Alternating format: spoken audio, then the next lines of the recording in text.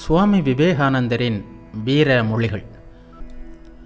மாயை அல்லது அறியாமையிலிருந்து நம்மால் விடுபட முடிந்தால் உண்மையில் நாம் யாரோ அதுவாக ஆவோம்.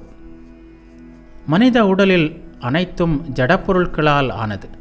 ஆன்மா மட்டுமே ஜடப்பொருள் அல்லாதது. ஆன்மாவின் புறப்போர்வை உடல், ஆன்மாவின் அகப்போர்வை மனம். உண்மையில் ஆன்மாவே எல்லாவற்றையும் உணர்ந்து அனுபவிக்கிறது. ஒவ்வொரு மனிதனும் 3 பகுதிகளால் ஆனவன். 1 உடல், 2 அந்தக்கரணம் அல்லது மனம், 3வது அதன் பின்னால் ஆன்மா. உலகில் எங்குமுள்ள போராட்டங்கள், போர்கள் எல்லாமே இழந்த சமநிலையை திரும்ப பெறுவதற்கான போராட்டத்தின் வெளிப்பாடுகளே. எதற்கும் ஆசைப்படாதீர்கள். ஆசையெல்லாம் துறந்துவிட்டு முழு திருப்தியோடு இருங்கள். கடவுளுக்கு ஆசை இல்லை. முட்டாளுக்கு ஆசைப்படும் அளவுக்கு அறிவு வளரவில்லை. அறிவில் முழுமை பெற்றவன் ஆசைப்படுவதில்லை. அவனுக்கு தேவை எதுவும் இல்லை.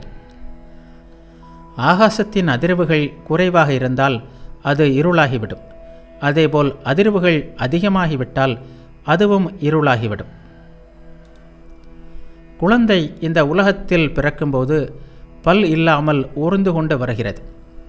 உலகத்தை விட்டு போகும் கிழவனும் அப்படியே போகிறான். கடவுள் இவரை விரும்புகிறார், இவரை வெறுக்கிறார் என்பதெல்லாம் பொருளற்ற பேச்சு. எதையும் வெறுப்பவர் கடவுளாக இருக்க முடியாது. கடவுள் எதையும் விரும்ப முடியாது. விரும்பினால் அவர் கடவுளாக இருக்க முடியாது. அவர் நிறைநிலையை அடையாதவராகத்தான் இருப்பார்.